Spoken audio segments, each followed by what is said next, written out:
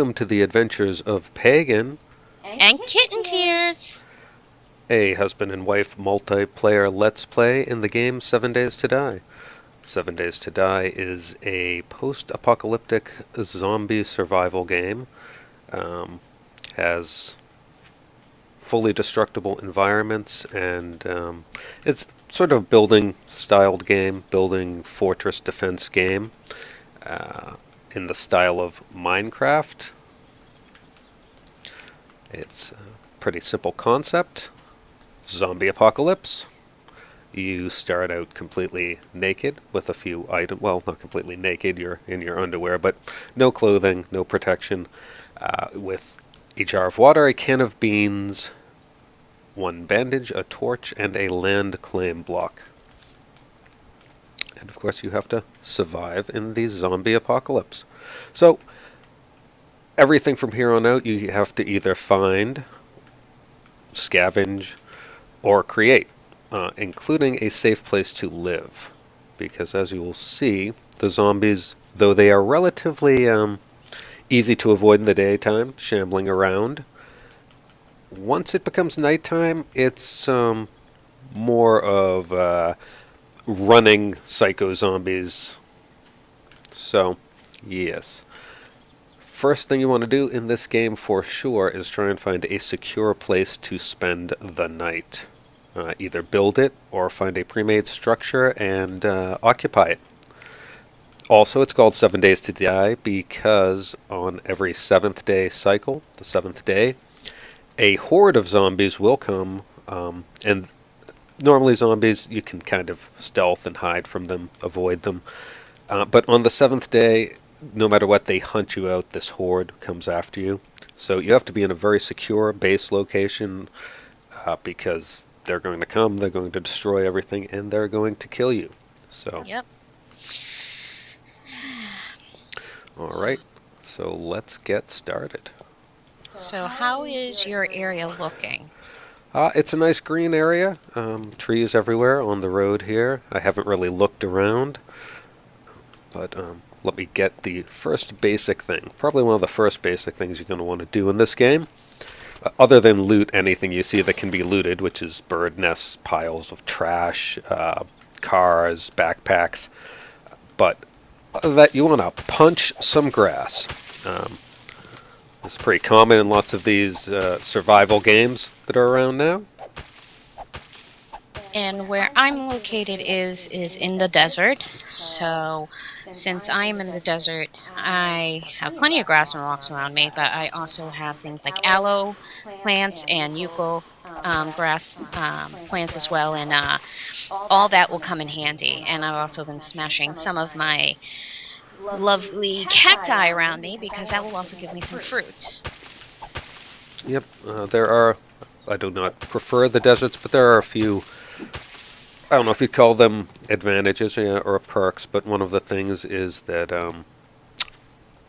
as you'll see next to the lower left-hand corner, we have 4 bars, green representing food and fullness. The blue one next to it is obviously hydration. Next to that being health and stamina. And part of the surviving aspect of this game is making sure that you are fed and hydrated, and that also affects your health and stamina.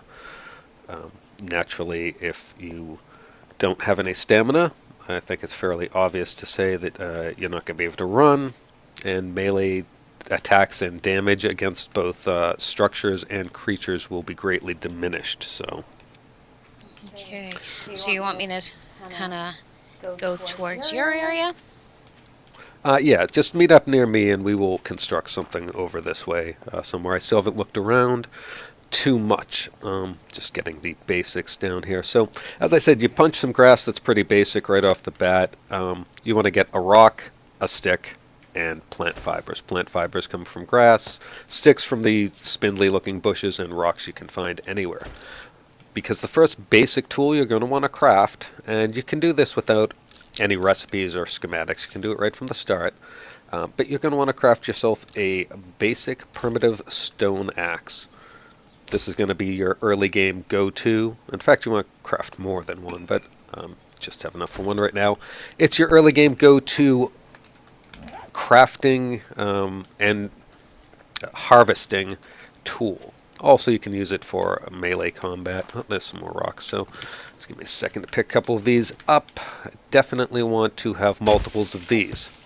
As you might notice, below the stone axe on the hotbar is a condition, I guess you would call it, meter, and you know, basically they degrade over time and use, the weapons you create, and they will break once that has been. Yeah, it's a nice deer, but there's no way I'm able to hunt that right now. Anyways, they will diminish as you use them, and you can repair them, or at this point in the game, it's just easier to replace them, honestly. It's such low level. You also notice that that bar is colored, sort of like in an MMO or lots of other games. Both the loot you find and craft, the quality is color coded. So it starts off with what we'll call tan or gray, goes to orange, then it goes to green, blue, and purple. Purple being the highest quality gear. To start off, everything you craft is going to be, well, like this. The game is level based as well, so you gain experience from crafting and killing enemies. As you do that, you'll go up in level, and your ability to craft more powerful items. So that's part of the leveling process of this game. But right now, as I said, it's, you're just making throwaway stuff. I don't bother to really repair these most of the time until they're at least orange. Alright, so there's some of the basics. Once you get yourself a stone axe, you are going to want to get some wood, and trees are the easiest source of this.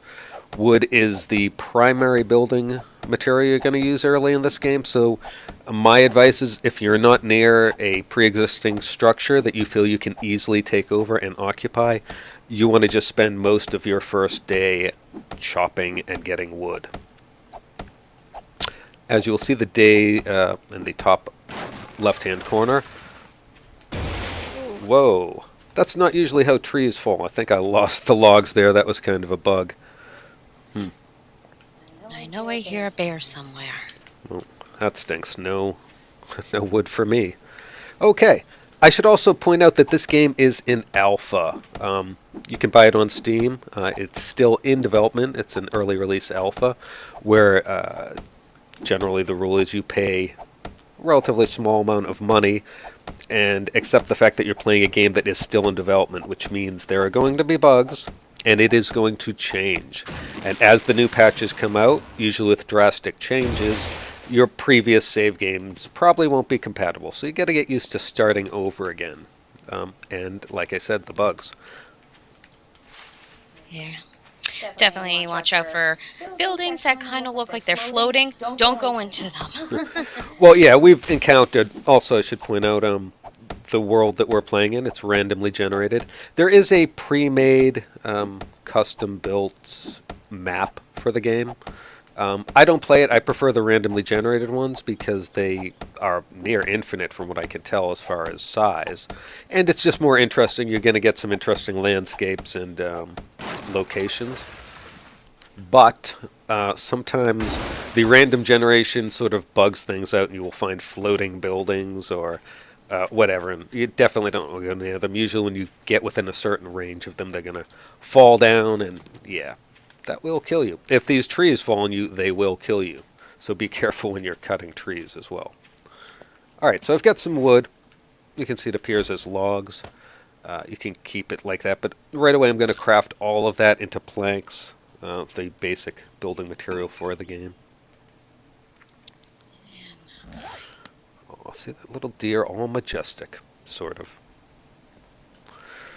Alright, I was saying earlier military time. Yes, top left hand, you can see that it's 1600 hours.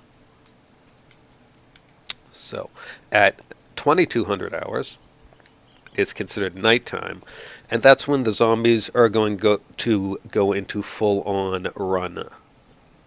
And you do not want to be outside for that. Nope. So, we have a relatively short amount of time to get ourselves Situated. and we're probably just going to have to somewhere Like in this, around. yeah, somewhere on this road. We'll just. Do you have enough wood for now? I don't know. It's still processing. I would say just head to me and grab what you can. Oh, I guess it is done processing actually. Okay. 192. Okay, so from wood, the first basic building block of the game, you're gonna craft from the planks. That's gonna be wood frames. You can craft either by doing the menu like that. You could actually just come up here and it's sorted by the different icons and see wood frame. But yep, make as many of these as you can. Yeah, definitely need more wood. Alright. And there's one of the friendly neighborhood zombies shambling off in the distance. Honestly, I'm not even going to mess with them right now. You will have to wait to see that. Of course, unless it's necessary. Wow, that deer just wants to hang out near me and prance around, taunting me. Huh. Actually, I think he fell through the world. Oops.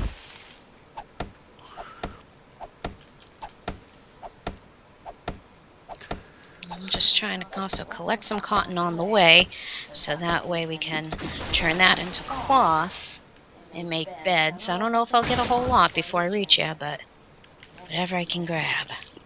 That's another really important first step in the game is unless you have a set spawn point, and you create a set spawn point by putting down either a sleeping bag or an old bed or mattress you might find, and that will set that spot as your spawn location, so that once you die, that's where you'll appear. When you die, I should note, come here, piggy. No, I'm not Oh, gonna, not gonna bother. But I should note when you die, um, normally when you die, you drop everything you have, and you'll start off wherever you spawn with nothing and have to retrieve your backpack you dropped upon death. oh man. We have the game set so that it only drops the stuff in your backpack, and you get to keep what's on your hotbar there. But it is still quite the loss. All other settings in the game, by the way, are completely standard. That's the only one I've altered, so it's playing on normal settings may turn up the difficulty later. But as I was saying, you want to collect that cotton to make the cloth so that you can have a sleeping bag, because otherwise, if you die, you will randomly spawn somewhere in the world, and you don't want that, because you could be a long way away from where you were trying to build a base or your sleeping bag or, I'm sorry, your backpack or whatever. It's one of the crawler zombies.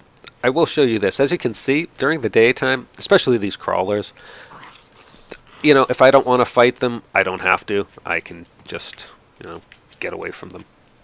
I had to use my bandage.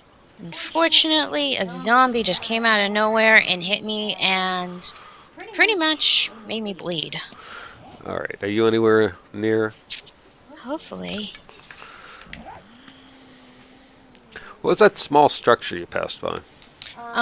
Those were some tents, but unfortunately, there were a lot of zombies near All there. right, that's fine. Just I'm gonna run up the road a little bit. Up, and I think I see you. All right, Hello. where are you at, Kitten Tears? Right here, right behind you. All right, stop. Don't go that way. Don't go that way. Yep, I Come was back. just trying to get some of that. All right, so we're gonna make some crappy shack because we gotta do that soon. Yeah, we do got a lot of zombies near us. Yeah, I know. Yeah, we really are not going to mess with those right yet. It's not worth our time, especially with time being what it is. All right, right here. We're going to, right here, build our structure. Let's see. So let me make some more wood frames, and I will show you. While you're doing that, I'm going to go collect some wood near here. Yep, please do. Just avoid any zombies. I would like you to make spikes. Yep. I think that would be the best. Alright, so what I'm going to do here, put these wood frames on my hotbar. But process as soon as you can. Make, we're going to need a door, we're going to need all kinds of stuff. I'll entrap this tree here. Alright, so we put down the wood frame. It is just a bare wood frame. It's one of the few blocks that once you've created and put it down, you can pick it back up, which makes it useful later on. We're not going to get fancy here, though, I will tell you that. And they are running. You know what? Forget. We're just boxing ourselves in tonight. Alright. Alright, as you can see, yeah, they just went into run mode. Just, oh, this is bad. Just don't fill any of that in. I'm going to... Alright, so the wood frames, you need more wood planks on hand and a tool like the stone axe to then fill them in. Increases their durability, the hardness for the zombies to break through them, and their structural integrity. This game, unlike Minecraft, you can't like build a line of blocks out in a straight line. There is some physics base to the buildings in the game, so yeah, it will fall down and it will fall on you and kill you. So you need some sort of logic to what you're building. But the harder the durability of the blocks, the better it can hold up other blocks, increase structural integrity. So, all right, but you can actually upgrade to the wooden blocks. You can't really see it. Nate, let me pull my torch out. Actually, You do want to be careful though, because that will attract them. yes, it will, but we need to be able to see here. Unfortunately, one of the blocks I just picked up because I had a hard time trying to see. So, yeah, this is a this is a rough way to spend the first night, but it also shows you that basically, if this is all you can do for the first night, this will avoid you dying most likely. You don't want to be outside. The zombies are running around full speed. You can't avoid them like in the daytime. So, if this is what you got to do, this is what you do. I can hear one out there. I'm actually going to put this torch down here. And We are hunted. That's a bad thing. Undetected now. I'm undetected too. Now I'm hunted again. Another reason to stay in stealth is that it shows you whether, when you're in stealth mode and you're crouched, you'll know if zombies see you. Sometimes you're not sure if they're aware of you or not, but when you're stealth, you'll know if a zombie is on to you, as it were. Oh, Kitten Tears was in my way. Sorry. Oh, I see you've already found some clothing. Yes, and I Tank also top. found, do you want me to give you this? I found a schematic. I found a iron leg armor schematic. Okay. Get that one? Yeah, I'll take them. I will take them. Schematics, as I said, there's some basic things you can build right away in the game. You already have the knowledge, as it were. Things like stone axes, the basic wood frames. But schematics like this are for the more advanced. This is iron leg armor. I won't be able to build this anytime soon. There's lots of prerequisites I do not have. But schematics are all important. Okay, definitely hunted. Yeah, all right, that's right. So we got a problem here. We got some we got some zombies smashing our stuff up out there. Well, they busted through somewhere. Oh, there they are. Hold on. You can also use the stone axe to repair. So what we're going to have to do here is, whoop, I upgraded that wood as well. As I mentioned, you can upgrade. Well, right now I'm undetected. All right, but they are whacking away. If you see Right there. All right, so yeah, you can see the blocks show visible degradation. Oh, you upgraded that. I guess you might as well. Might as well upgrade them since they are Oh, attacking. oh, whoa, whoa, whoa. Whoa, how did you get in here, buddy? You got a fatty behind you. I know I have to heal. Alright, that was bad. I don't know what happened. Our meager wall wasn't enough, so... Oh, Kitten Tears, avenge me. I will, hopefully. Alright, so There we go. here's a bad start. Because now it's nighttime. I'm all alone. And as I said, I didn't get a chance to make a sleeping bag and set my spawn point. They are climbing So- the wall somehow. I am in the middle of nowhere. If we look on the map, we will see that, well, let me see. I have Kitten Tears tracked, so if you look on my radar, it also shows an icon for your dropped backpack, thankfully. That's where Kitten Tears is as well. So, if we look on the map, whoops, in that direction, we will see how far away they randomly spawn me. Alright, that's not too bad. That's not too bad. If Kitten Tears survives, then in the night, in the morning, I should say, I can try and get to her. I am not going to try and traverse um, any of the landscape at night. They are jumping over this thing. Yeah, it's not high enough. Yeah. Yeah, Kitten Tears is probably going to die as well. Probably. So we're going to end this video here.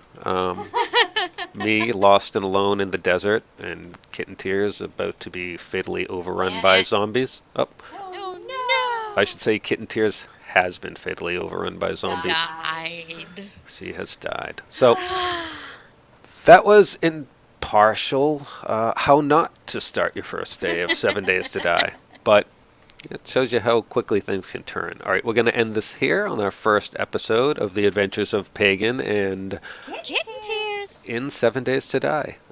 We will see you next time. Bye bye, everyone.